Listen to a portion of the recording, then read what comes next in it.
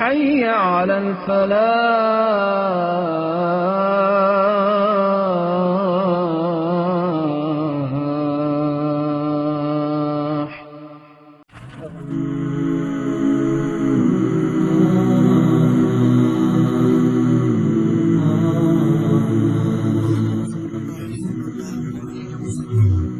قرآن مجید میں ایک صورت ایسی ہے جو صرف 4 چھوٹی چھوٹی آیات پر مشتمل ہے، لیکن اپنے اندر یہ اسلامی عقیدے کی بالکل بنیاد یعنی توحید کی سب سے جامع تعریف رکھتی ہے۔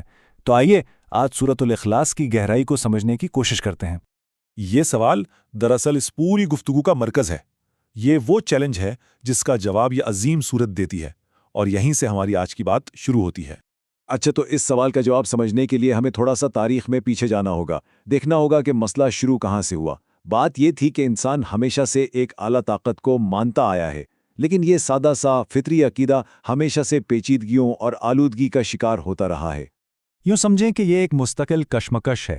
انسان کے اندر اس کی فطرت میں توحید کی آواز ہے، یعنی ایک خدا کی طرف ایک قدرتی جھکاؤ، لیکن اس کے ساتھ ساتھ شرک کا سایہ بھی رہا ہے، جو اس خالص تصور کو گدلا کرنے کی کوشش کرتا رہا ہے۔ یہاں فرق بالکل صاف نظر آ جاتا ہے۔ توحید کا مطلب ہے خالص وحدانیت، ایک واضح اور روشن تصور، جبکہ شرک اسی تصور میں ملاوٹ کا نام ہے جو اس کی اصل شکل کو دھندلا دیتی ہے۔ اور اس کی ایک جیتی جاگتی مثال اس وقت کا عرب تھا۔ ذرا سوچئے، وہ گھر جو بنایا ہی ایک خدا کی عبادت کے لیے گیا تھا، وہی بت پرستی کا سب سے بڑا مرکز بن چکا تھا، اور لوگ اسے اپنی وراثت اور اپنی پہچان سمجھ کر اس کا دفاع کرتے تھے۔ لیکن پھر کہانی میں ایک نیا موڑ آتا ہے، ماحول بدلتا ہے، اور اب بات ایک زیادہ پیچیدہ فکری مرکز یعنی مدینہ تک پہنچتی ہے۔ یہاں آ کر ایک حتمی اور واضح جواب کی ضرورت پہلے سے کہیں زیادہ محسوس ہونے لگی۔ دیکھیے، مکہ میں بحث کا انداز اور تھا۔ وہاں سامنا زیادہ تر بت پرستوں سے تھا، جن کا کوئی منظم مذہبی فلسفہ نہیں تھا۔ لیکن مدینہ ہجرت کے بعد اب بات اہل کتاب سے ہو رہی تھی۔ یہ وہ لوگ تھے جن کے پاس آسمانی کتابیں تھیں، لیکن وقت کے ساتھ ساتھ ان کے عقائد میں بھی شرک کی آمیزش ہو چکی تھی۔ اب چیلنج بڑا تھا۔ تو اس پورے منظر نامے میں ایک ایسے جواب کی ضرورت تھی جو جامع بھی ہو، مختصر بھی، اور اتنا فیصلہ کن ہو کہ ہر قسم کے شرک اور ہر قسم کی غلط فہمی کی جڑ کاٹ دے۔ اور یہی وہ پس منظر ہے جس میں یہ صورت نازل ہوئی۔ تو اس ساری فکری کشمکش، ان تمام سوالات کا جواب کیا تھا؟ وہ جواب تھا ایک الہامی پیغام، یعنی سورۃ الاخلاص۔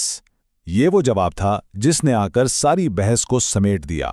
کہو، وہ اللہ ایک ہے، اللہ سب سے بے نیاز ہے اور سب اس کے محتاج ہیں، نہ اس کی کوئی اولاد ہے اور نہ وہ کسی کی اولاد ہے، اور اس کے برابر کا کوئی نہیں۔ بس یہ چند الفاظ، لیکن ان میں ایک پوری کائنات کا فلسفہ چھپا ہوا ہے۔ اب ذرا ان آیات کی گہرائی میں اترتے ہیں، دیکھتے ہیں کہ کیسے ہر آیت شرک کے کسی خاص تصور کو جڑ سے اکھاڑنے کے لیے ایک بہترین ہتھیار کا کام کرتی ہے۔ سب سے پہلا لفظ اور سب سے بنیادی تصور، عہد۔ یہ صرف ایک کا ترجمہ نہیں ہے، یہ عربی زبان کا ایک ایسا منفرد لفظ ہے جو صرف اور صرف اللہ کی ذات کے لیے استعمال ہوتا ہے۔ یہ اس کی ذات کی یکتائی کو بیان کرتا ہے، یعنی نہ اس جیسا کوئی تھا، نہ ہے اور نہ کبھی ہو سکتا ہے۔ یہاں عہد اور واحد کا فرق سمجھنا بہت ضروری ہے۔ واحد کا مطلب بھی ایک ہے، لیکن عہد کا مطلب ہے اپنی ذات میں یکتا، یعنی اس کی ذات میں کوئی دوسرا شریک نہیں۔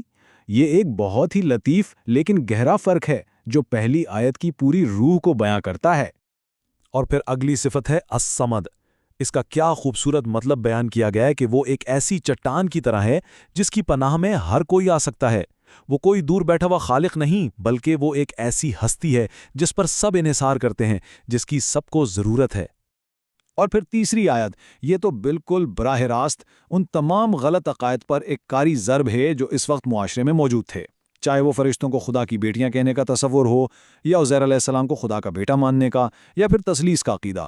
یہ آیت ان سب کی جڑ کاٹ دیتی ہے۔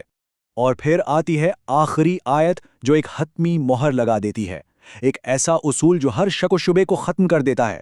اس کے برابر کا، اس کے جیسا، اس کا ہم پلہ کوئی بھی نہیں۔ بات ختم۔ اچھا، اب یہاں ایک سوال پیدا ہوتا ہے کہ آخر یہ اتنی مختصر سی صورت قرآن کی سب سے اہم صورتوں میں سے ایک کیوں شمار ہوتی ہے؟ اس کا وزن اتنا زیادہ کیوں ہے؟ اور جواب حیران کن ہے۔ کہا جاتا ہے کہ یہ سورت قرآن کے کل پیغام کا 1/3 ہے۔ ذرا سوچئے، 1/3 قرآن صرف ان 4 آیات میں، آخر اس کے پیچھے کیا منطق ہے؟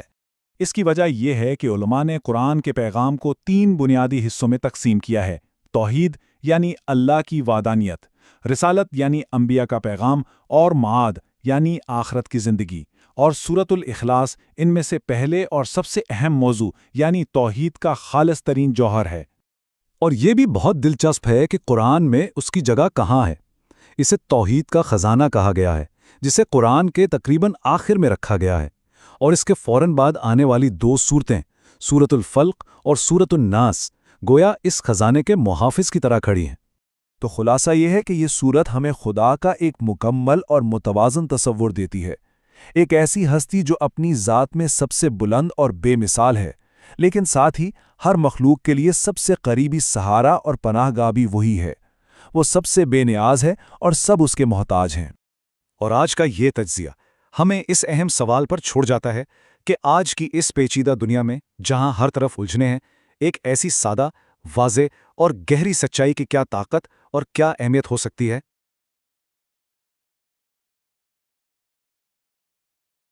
امام مالک رحمہ اللہ تعالیٰ کا قول ہے، دنیا میں کوئی ایسا شخص نہیں ہے کہ جس سے اختلاف نہ ہو سکے سوائے آپ صلی اللہ علیہ وآلہ وسلم کے۔